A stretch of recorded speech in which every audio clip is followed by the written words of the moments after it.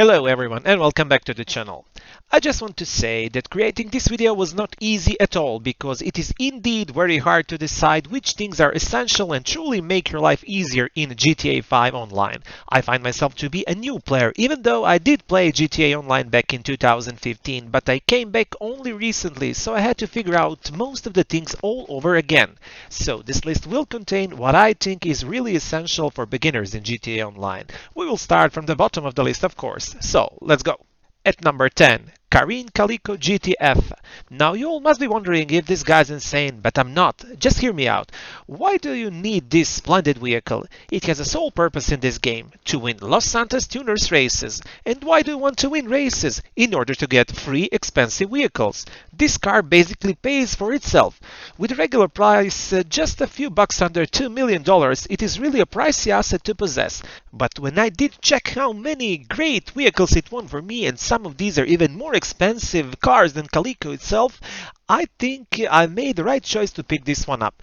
You don't need it early on, of course, that's why it is placed at the bottom of the essential list, but getting this thing as soon as possible can indeed allow you to win, or much more often, to be in top 3 of the race. Now, why did I suddenly mention top 3? Because this is the most often requirement in order to get prize vehicle at Los Santos Tuners Prize Ride Challenge. So the most often requirement is to be top 3 for like 3, 5 or 7 times or a few days in a row. Early on, after you pay $50,000 for membership at Los Santos Tuners, you will be able to join races without your personal car. So pick this one from the cars you're allowed to choose from. It won't be as good as a custom one, but it will be close enough, and if you're a decent driver, you will be able to fulfill the required task even without the custom one.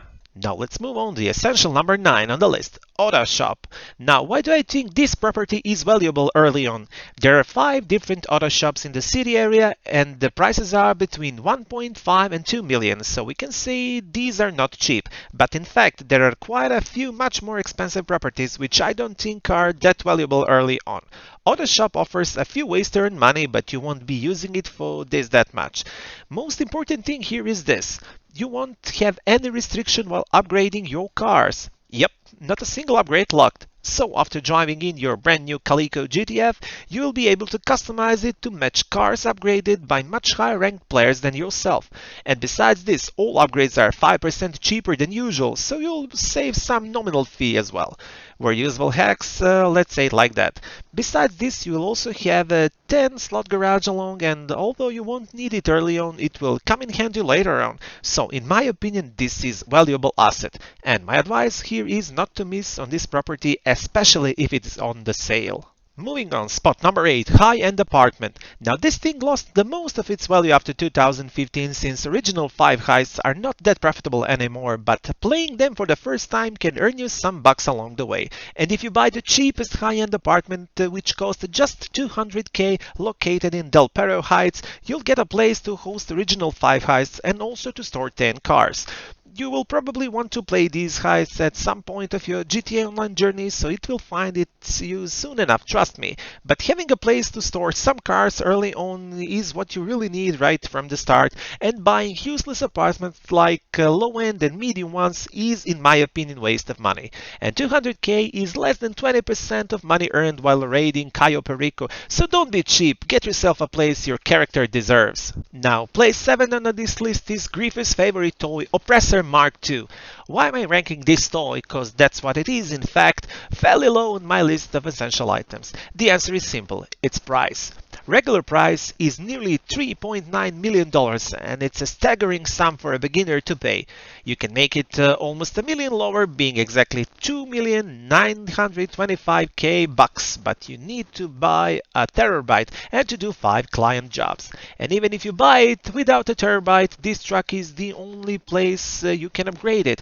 And Oppressor Mark II, without an upgrade of its weapon and without countermeasure, is just a flying bike. It's not bad, you might say, but flying on this thing makes you a legitimate target to everyone around, because almost everyone finds flying Mark II to be a threat and shoots it at a sight. Or it should, in my opinion, because people fly these only when they have a target, or when they don't choose a target but just pick a random poor soul and boost their kill-death ratio. Oh man, how much I hate this bike. There should be some sort of GTA Online proverb about Oppressor Mark II. Something like, you don't understand it, but you can't have a proper life in GTA Online without it. Now, where did I hear this before? So, since we need a place to upgrade our toy, at number 6 we have Terrorbyte. Terrorbyte is not just a home for Mark II. It is your armored truck where you can do unique criminal opportunities. Besides exclusive client jobs, you can have a drone station inside, which costs money of course, and a Mark II weapon workshop, which costs even more money, and a multi-lock missile battery, which, you guessed it right, costs even more money. But right after you purchase this truck, you should have enough money to get yourself a specialized workshop, and everything else can wait.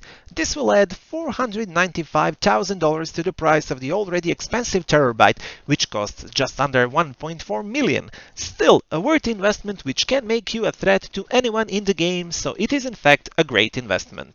But of course, to be able to finally get your hands on the Demon Bike before buying Terrorbyte, you need to buy a nightclub, so it is ranked 5 on this list. There are 9 nightclubs waiting for you to choose from. The cheapest one on the Elysian Island costs just under 1.1 million bucks, while the most expensive one is West Vinewood nightclub, priced at 1.7 million. Again, this property can create passive income and will incorporate your other businesses as well, but that's a topic for another video. Early on, it will be a storage for your Terrorbyte and thus a home for your Pegasus Oppressor Mark II. This is actually very valuable property and it can earn you pretty penny, but don't bother yourself with it early because you have your submarine and it's really the only necessary source of income for you right now. Now, at number 4, I've put CEO office. You have only 4 offices to choose from and difference in the price is significant between each and every one of these. The cheapest one, Maze Bank West, costs only 1 million, while the most expensive one costs staggering 4 million. You don't need to ask me which one to choose at this stage, right? Now, besides having its line of business and ways to earn money, CEO Office, by making you a CEO, allows you to spawn a buzzard next to you, even when you don't have one. It does cost 25k, but this will make your life so much easier early on, so definitely spawn it when you need it. This helicopter is a lifesaver and will help you through some tasks that require a lot of time, like finding hidden treasure and a serial killer clues. It will cut the necessary time immensely, so just for having this option, I say it is worth to be a CEO. Doing CEO jobs is also great and will earn you some money, but it will be beneficial only while you grind to buy Kosatka. Now moving on, number 3 on this list is one car and most people guessed it right. It is Armored Kuruma. Having this car early on will allow you to run through the dozens of enemies without being harmed. It also has very decent performance and it is easy to ride on all terrains. In my opinion, this is the only car you will need in the earliest stages of your journey. It is not the cheapest of cars though, so it will cost you $700k to get one for yourself. There is an alternative for this one and it's a Duke Cadet and it is free for returning players and was free as well for me on next gen, but costs 665k regularly and is in my opinion just worse than Kuruma, so I wouldn't say 35k here. Kuruma is an all-time great of GTA Online, so feel free to join the club, it will be worth your while. Next thing won the silver medal in this list, which I find to be the most useful vehicle in the game, is a Sparrow. Maybe not everyone would agree with me on this one, but I base my decision on a few factors. Sparrow is a must-have for Cayo Perico preps, thus for grinding, but I will explain this main topic in a moment. One thing that stands out is when you spawn it via interaction menu through services and Kosatka, you will get your helicopter right next to you. Not like most other helicopters which will spawn at a designated points for their spawns. The only helicopter you can spawn similarly is Buzzard Attack Chopper, but in my opinion this one became obsolete after Sparrow was introduced. Now about grinding, which you mostly care about. When you purchase Kosatka, there is high probability you won't have enough money to buy Sparrow all along since it costs another 1,850,000 and you also need another 240k to mount homing missiles on it. An alternative would be mounted minigun, but I wouldn't consider it as an option, especially since it costs 195k and you can't have both mounted at the same time. So pay attention when you buy mounted weapon for Sparrow, cause you can only have one. Now, let's backtrack a bit to a point where I mentioned purchase of Kosatka. Since you don't have Sparrow at first, you will see how much time it takes to prepare Cayo Perico heists. There's only 4 mandatory preparations, but without flying from one place to the other, it will consume serious amount of time, and even landing on Kosatka with the other helicopter can be tricky but doable. Still, after you do your first heist, you will be rich enough to get your Sparrow and see what was I talking about. After starting preparation, just go to your Sparrow, depart from your sub, then fly to the point you need and get back after the job is finished.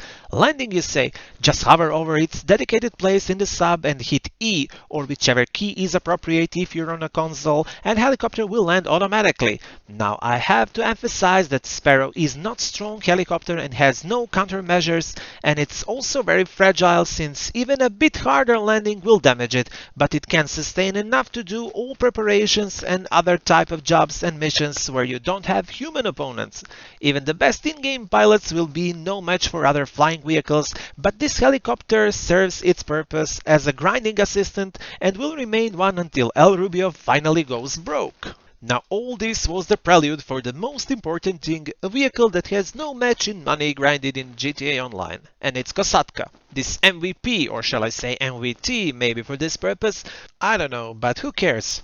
Priced at $2.2 million, it shall be considered to be the cheapest thing in the game for all the benefits it brings. Now, if you sum up all possible upgrades and Moonpool vehicles, the final price will be $9,085,000, but you don't need anything more than the sub itself and Sparrow right afterwards for a while.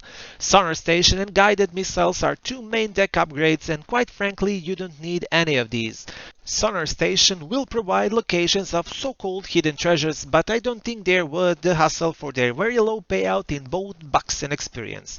Guided missiles are, well, mostly a griefing tool in my opinion, cause you can comfortably sit in your sub and launch missiles towards unsuspicious people.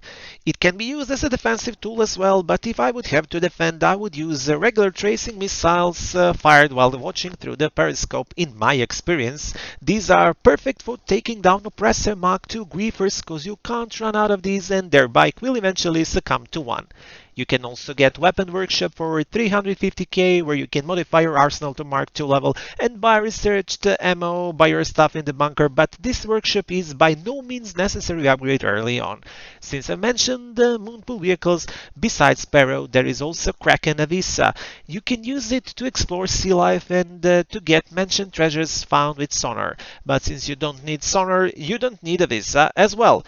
The deck where you store this is the one beneath the Sparrow deck, and you can also store Toreador or Stromberg there, two cars that can go underwater with a single keystroke, and these are far more useful than the mentioned Kraken Avisa.